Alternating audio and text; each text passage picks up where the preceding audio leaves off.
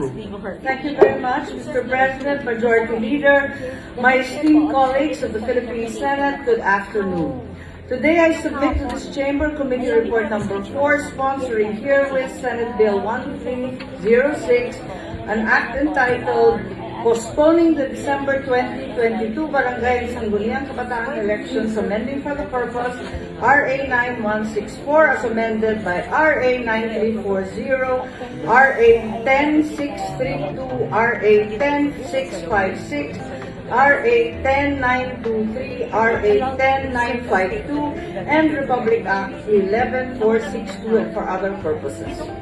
3 years ago, ladies and gentlemen, I sponsored the first act passed by the 18th Congress, postponing the Barangay and Sangguniang Kabataan elections from the second Monday of May 2022 to December 5, 2020. I then made a promise in full plenary on public record that it would be the last of the repeated postponements of the barangay elections.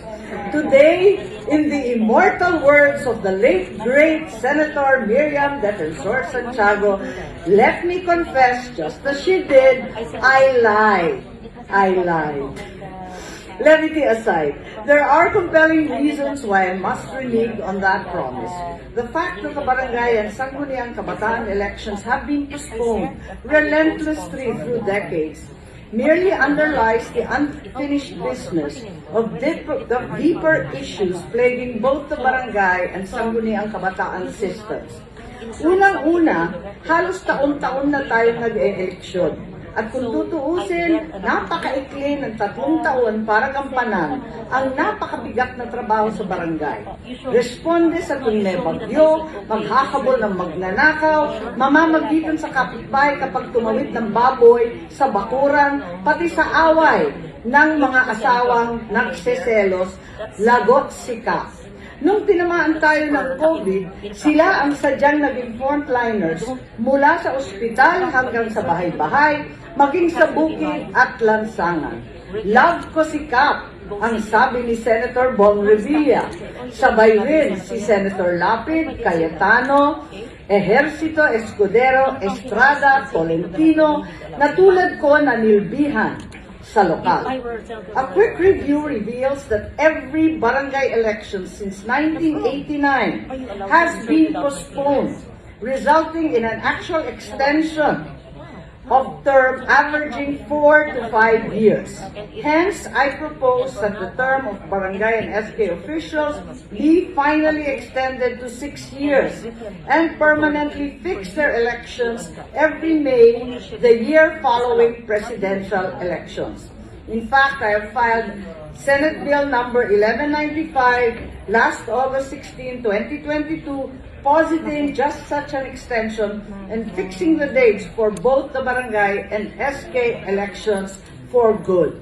Mandin, di ko tanggap bilang dakilang Ilocana ang gastos na nilalaan sa kada eleksyon. Manual lang nga at hindi automated. Pumapatak pa din ng bilyon-bilyon. Sa hirap ng panahon ngayon, hindi ba dapat tayong puspusan magtipid?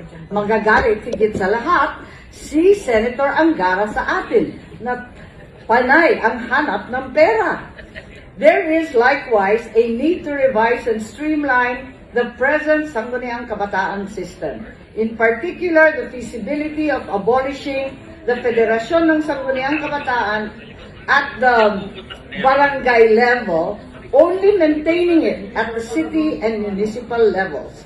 Ironically, the good intention of our first anti-dynasty legal provision contained in the SK Charter, disqualifying relatives up to the second degree of consanguinity of affinity to any incumbent official, has rendered ineligible a large class of voters, particularly in the small barangays of 200, 300, 400 voters, where almost everyone is blood-related or by marriage.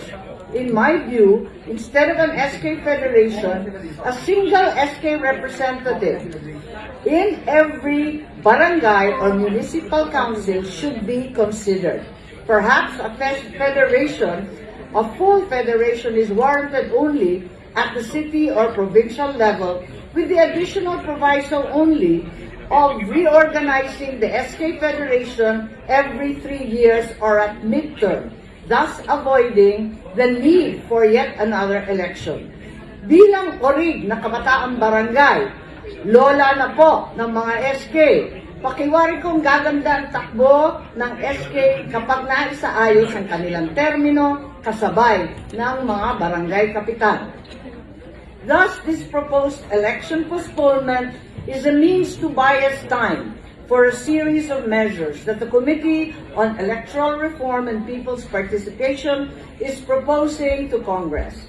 This is merely a preliminary measure to give us time to study and debate the deeper issues confronting the barangay and SK systems under our present law. A word of caution too regarding the budget COMELEC has requested for the postponement. Out of the 8.441 billion pesos allotted for December 2022 barangay and Sangguniang Kabataan elections, there should be a balance by month's end of roughly 7.583 billion. COMELEC claims, however, that they have somehow obligated or disbursed far more. And then, they are requesting that should the elections be postponed to December 2023, the amount of 18.441 billion should be provided in the 2023 budget. That is over 218% more than their budget this year. An amount I think is unmerited.